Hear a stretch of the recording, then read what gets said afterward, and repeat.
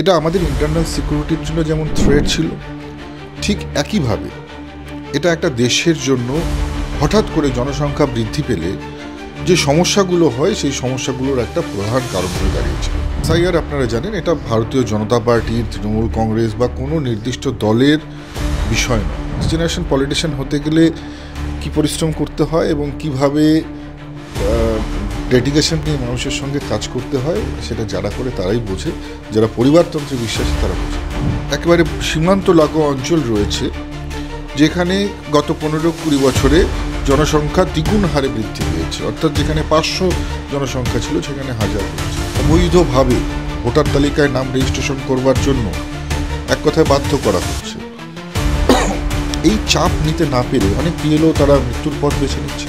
আমি ব্যক্তি রাজনীতিতে বিশ্বাসী নই, আমি দলগত রাজনীতিতে বিশ্বাসী এবং সর্বোপরি বলবো যে লড়াইটা অন্যায়ের বিরুদ্ধে, লড়াইটা মানুষের বিরুদ্ধে যে অত্যাচার হচ্ছে তার বিরুদ্ধে। তার বিজাতি তত্ত্বের ভিত্তিতে ভারত ছেড়ে বাংলাদেশে চলে গেছে, আমরা কখনোই তাদেরকে মান্যতা দিতে কখনোই আমরা প্রস্তুত নই। মূলত হাজার হাজার কর্মী আছে, কই তারা তো করেন না, গুটি কয়েক কেন করছে? এসআইআর আবহে সবথেকে উত্তপ্ত হয়ে উঠেছে ভারত বাংলাদেশ সীমান্ত, কারণ সেখানে একেবারে কেন্দ্রীয় বাহিনী যেখানে দাঁড়িয়ে রয়েছে তার মধ্যে বাংলাদেশিরা বসে রয়েছে, যারা দালালের হাত ধরে 5,000 টাকা 10,000 টাকা দিয়ে ভারতবর্ষে ঢুকেছিল। এসআইআর আতঙ্কে তারা আবার নিজের দেশে ভিটে মাটির টানে ফিরে যাচ্ছে।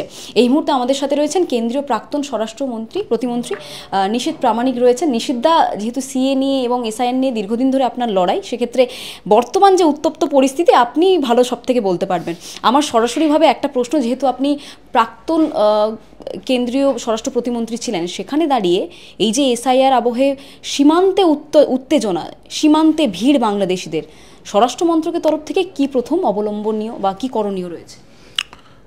দেখুন, এই অবস্থাটা আজকে যে হবার সেটা কিন্তু আমরা অনেক আগেই প্রেডিক্ট করেছিলাম এবং যে সময় অবাধ ইনফিল্ট্রেশন চলেছিল, একেবারে বলতে পারেন যে 2000-এর পর থেকে যে বিপুল পরিমাণ ইনফিল্ট্রেশন হয়েছে, বাংলাদেশি মুসলিমরা বিশেষ করে যেভাবে এসে বর্ডার ভিলেজেসগুলোতে আস্তানা গেড়েছে এবং বিভিন্ন ধরনের নিজেদের কর্মসংস্থানের খোঁজে সারা ভারতবর্ষব্যাপী ছড়িয়েছে। এটা আমাদের ইন্টারনাল সিকিউরিটির জন্য যেমন থ্রেট ছিল, ঠিক একইভাবে এটা একটা দেশের জন্য হঠাৎ করে জনসংখ্যা বৃদ্ধি পেলে যে সমস্যাগুলো হয় সেই সমস্যাগুলোর একটা প্রধান কারণ হয়ে দাঁড়িয়েছিল। আমরা খোঁজ নিয়ে দেখেছি এবং বিভিন্নভাবে এখন এসআইআর চলছে, যেখানে কোথাও গিয়ে 40% ম্যাপিং হচ্ছে না, কোথাও গিয়ে 30% হচ্ছে না।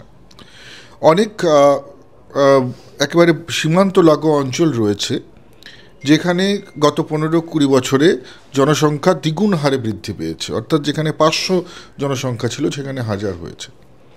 অর্থাৎ প্রত্যেক বছর প্রতিটি দম্পতির যদি একটি করে সন্তান হয় তাহলে এত সংখ্যক হওয়া সম্ভব নয়, তার থেকে অনেক বেশি, দ্বিগুণ হয়েছে।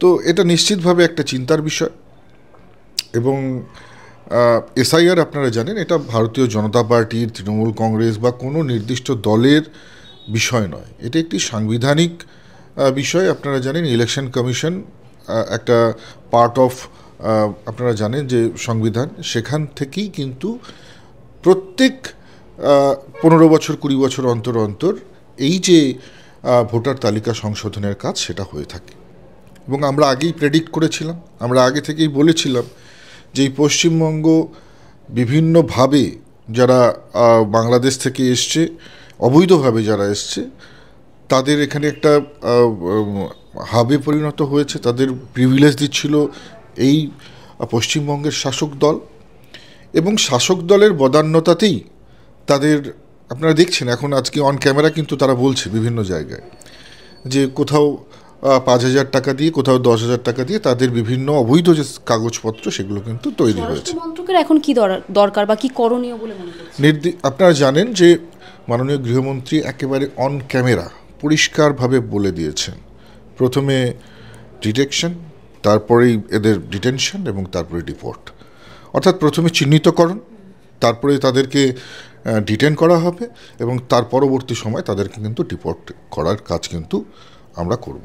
নিশীথবাবু, এই যে এসআইআর আবহে দেখতে পাচ্ছি যে বহু মানুষ আতঙ্কে মারা যাচ্ছে, বিএলওরা আত্মহত্যা করছে, চাপ নিতে পারছে না, মারধর করা হচ্ছে, সেখানে দাঁড়িয়ে ভোটও রয়েছে, 26-এর ভোট রয়েছে, বিহারে এত শান্তিপূর্ণ ভোট দেখে আমরা সত্যি অবাক হয়ে মানে বিহারের মতো জায়গাতে যে এত শান্তিপূর্ণ ভোট হবে কখনো আমরা ভাবতে পারিনি। সেক্ষেত্রে কি স্বরাষ্ট্র মন্ত্রকের তরফ থেকে নিরাপত্তা রক্ষীদেরকে কিংবা বাহিনীদেরকে বাড়িয়ে দেওয়া উচিত 26-এর ভোটের জন্য, যাতে শান্তিপূর্ণ ভোট হতে পারে? দেখুন, নিশ্চিতভাবে আপনারা জানেন যে একটা সাংবিধানিক প্রক্রিয়া এখানে চলছে ভোটার তালিকা সংশোধনের, এবং যেভাবে বিএলওদের উপর দেখা যাচ্ছে যে শাসক দলের যারা বিভিন্ন এলিমেন্ট, অ্যান্টি সোশ্যাল এলিমেন্ট রয়েছে, তাদের যে চাপ, অর্থাৎ অবৈধভাবে ভোটার তালিকায় নাম রেজিস্ট্রেশন করবার জন্য এক কথায় বাধ্য করা হচ্ছে, এই চাপ নিতে না পেরে অনেক বিএলও তারা মৃত্যুর পথ বেছে নিচ্ছেন।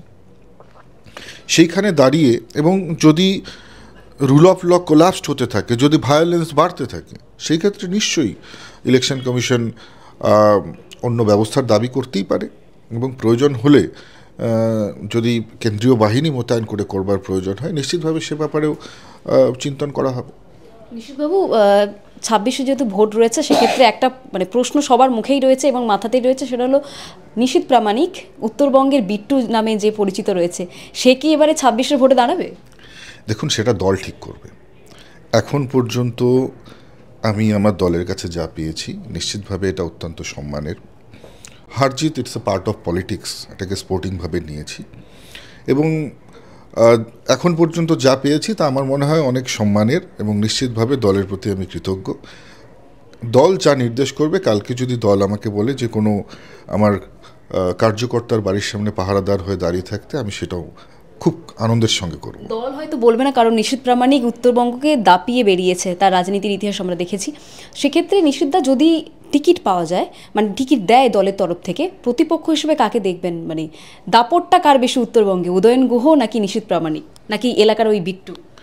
দেখুন, আমি ব্যক্তি রাজনীতিতে বিশ্বাসী নই, আমি দলগত রাজনীতিতে বিশ্বাসী, এবং সর্বোপরি বলবো যে লড়াইটা অন্যায়ের বিরুদ্ধে, লড়াইটা মানুষের বিরুদ্ধে যে অত্যাচার হচ্ছে তার বিরুদ্ধে, লড়াইটা যে করাপশন হচ্ছে তার বিরুদ্ধে, লড়াইটা শিক্ষিত বেকার যুবকদের সঙ্গে যে ব্যভিচার হয়েছে, যে অনৈতিক কাজ হয়েছে তার বিরুদ্ধে। সো কোনো ব্যক্তির বিশেষের কে দেখে আমরা রাজনীতি করিও না, বা ব্যক্তি রাজনীতিতে বিশ্বাসও করি না। সবার আগে আমার দেশ, তারপরে আমার দল, তারপরে আমি নিজে। উদয়ন গুহ বারবার আপনাকে বিভিন্ন জায়গায় বলেছে যে আপনি অনেকটা রাজনীতির ইতিহাসে ছোট ওনার থেকে। বয়সের বিচারে কি রাজনীতির দক্ষতা মাপা যায়?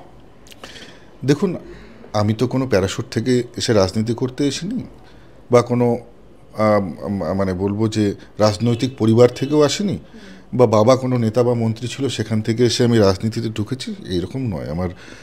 তো স্বাভাবিকভাবেই এই রাজনীতিতে আসাটা একেবারেই সাধারণ মানুষের জন্য কাজ করবার ইচ্ছা থেকে, এবং একেবারেই আপনি ভাবতে পারেন যে ফার্স্ট জেনারেশন পলিটিশিয়ান।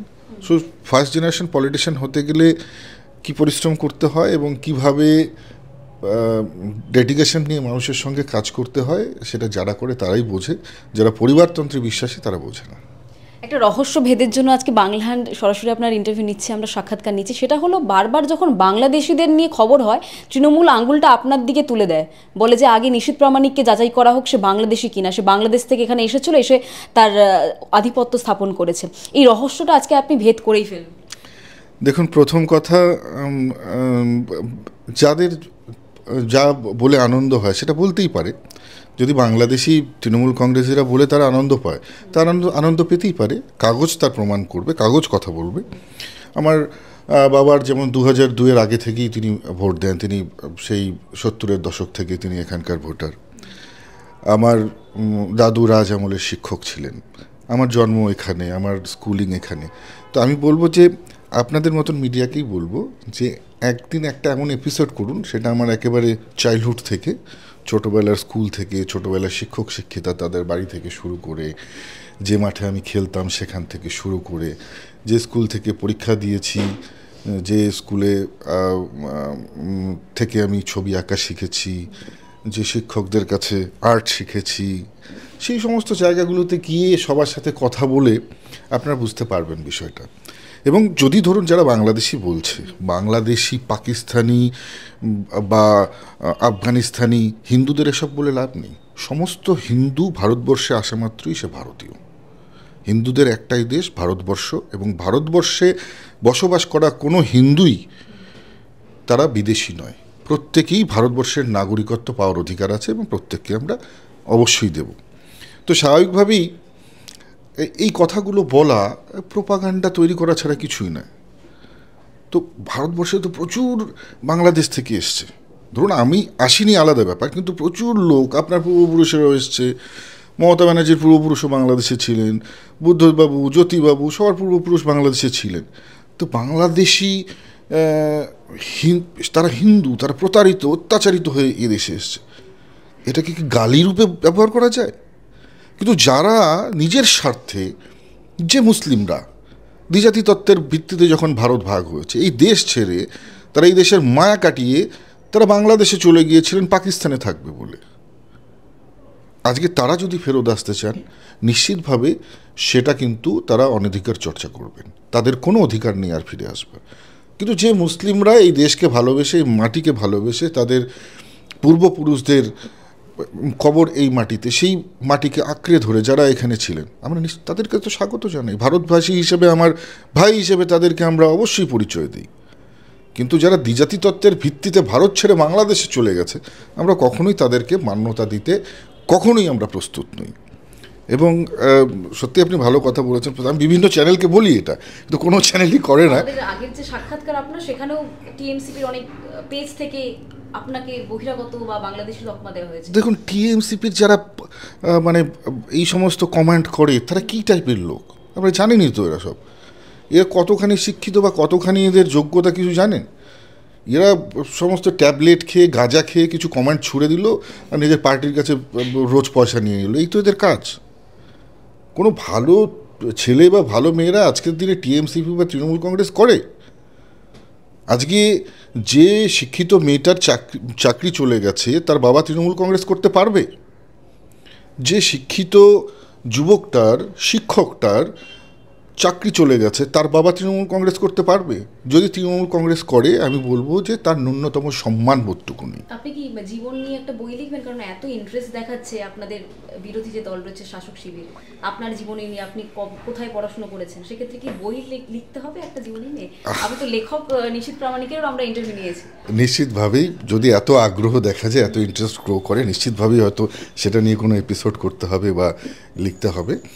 তো দর্শকরা যদি চায়, নিশ্চয়ই আমি করব। তবে এতটুকুই বলবো যে তৃণমূলের কিছু লোক হয়তো আমার নামে, আমার সম্বন্ধে এই ধরনের মন্তব্য করে বা বিভিন্ন পোস্ট করে, আপনাদের আজকের নিউজও করবে। কিন্তু দেখবেন কতজন তৃণমূলের তো হাজার হাজার কর্মী আছে, কই তারা তো করেন না, গুটি কয়েক কেন করছে? আর যাদের সারনেম আলী, খান, মিয়া, এরাই কেন করছে? মিয়াদেরই কষ্টটা এত বেশি কেন? আমি তো বলছি, যারা এদেশের মুসলমান তাদেরকে ভাই বলতে আমার অসুবিধা নেই। এই মিয়ারা কোন মিয়া, এটা খুঁজে দেখতে হবে।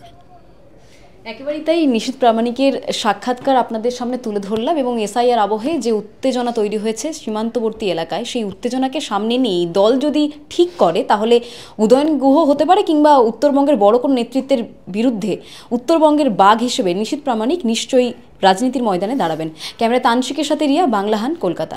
আরো ভালো ভালো খবর দেখতে সাবস্ক্রাইব করুন বাংলাহান্টের ইউটিউব চ্যানেল। বাংলাহান্টের আরো খবর দেখতে নজর রাখুন।